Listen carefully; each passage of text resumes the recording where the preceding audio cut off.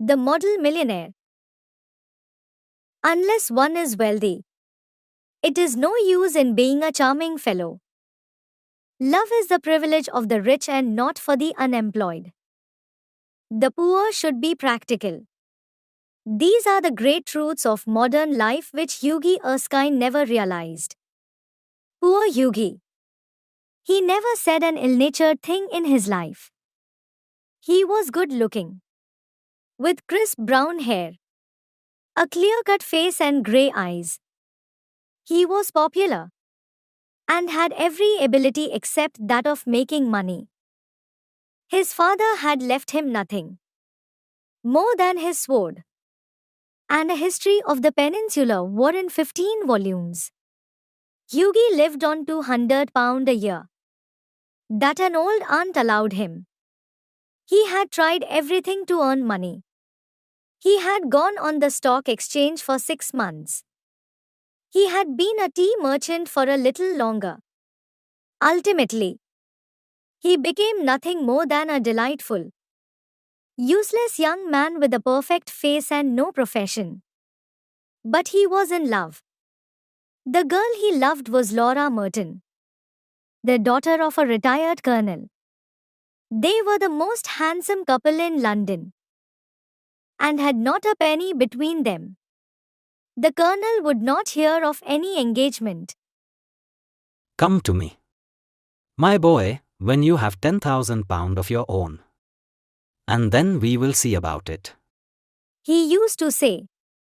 Yogi looked very glum on those days. One morning, he dropped in to see a friend, Alan Trevor, a painter. He was a rough fellow with a freckled face and a red ragged beard. However, when he took up the brush, he was a real master, and his pictures were in great demand. He liked Yogi as much for his buoyant spirits as his generous, reckless nature. When Yogi came in, he found Trevor putting the finishing touches to a life-size picture of a beggar. The beggar himself was standing on a raised platform in a corner of the studio. He was an old man with a face like wrinkled parchment and a piteous expression.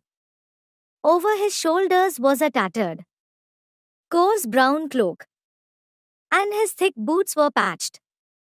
With one hand he leant on a rough stick, while with the other he held out his battered hat for alms. What an amazing model, Whispered Yogi, as he shook hands with his friend. I should think so. Shouted Trevor at the top of his voice. Such beggars are not to be met every day. My stars, what an etching Rembrandt would have made of him. How miserable he looks. Said Yogi. But I suppose, to you painters, his face is his fortune. Certainly. Replied Trevor. You don't want a beggar to look happy, do you? How much does a model get for sitting? Asked Yogi. A shilling an hour. And how much do you get for your picture, Alan? Oh, for this I get 2,000 guineas. Well, I think the model should have a percentage. Cried Yogi. They work quite as hard as you do. Nonsense. Why, look at the trouble of laying on the paint alone and standing all day long at one's easel. It's all very well, Yogi, for you to talk. But I assure you that there are moments when art is almost like manual labor. But you mustn't chatter. I'm very busy. After some time, the servant came in and told Trevor that the frame maker wanted to speak to him. The old beggar sat down to rest for a moment on a wooden chair behind him. He looked so forlorn and wretched that Yogi could not help pitying him. He felt in his pockets to see what money he had. All he could find was a sovereign and some coppers. He wants it more than I do. He thought to himself. But it means no hansoms for a fortnight. He walked across the studio and gave the sovereign to the beggar. The old man started and smiled faintly. Thank you, sir. He said. Thank you. Then Trevor arrived and Yugi took his leave. That night, he strolled into the Palette Club about 11 o'clock and found Trevor sitting by himself.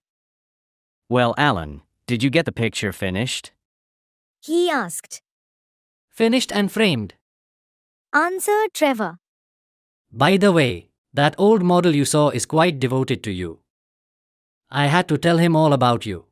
Who you are, where you live, what your income is. Alan. Cried Yugi. I shall probably find him waiting for me when I go home. But the poor wretch.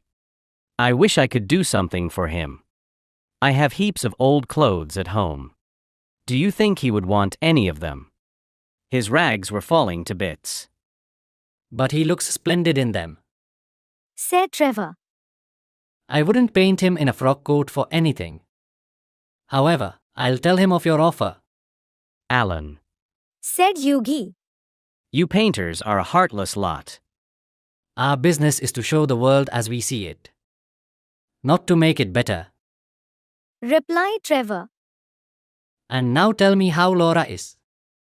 The old model wanted to know about her too. You talked to him about her. Said Yugi. Certainly I did. He knows all about the Colonel, the lovely Laura, and the £10,000.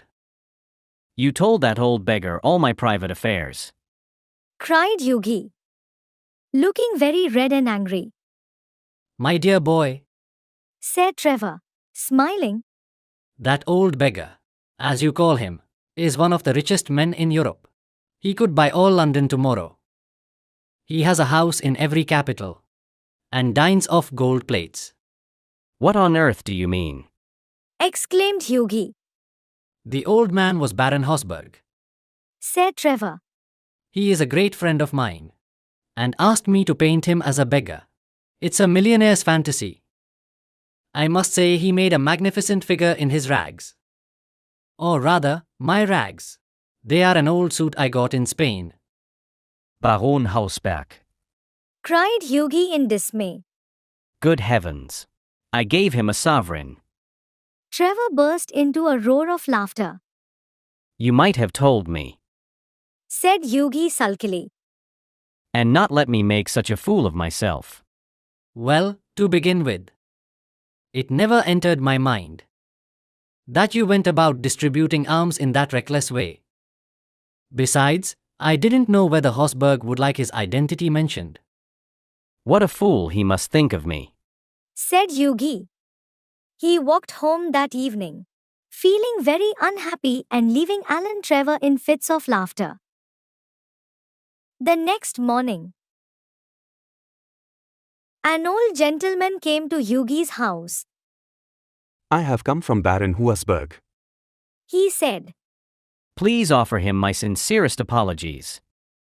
The Baron Said the old gentleman, with a smile. has sent this letter. He handed Yugi a sealed envelope. On the outside was written, a wedding present to Hugh Erskine and Laura Merton. From an old beggar. Inside was a check for £10,000. When Yugi and Laura were married, Alan Trevor was the best man, and the Baron made a speech at the wedding breakfast. Millionaire models, remarked Alan, are rare enough, but model millionaires are rarer still.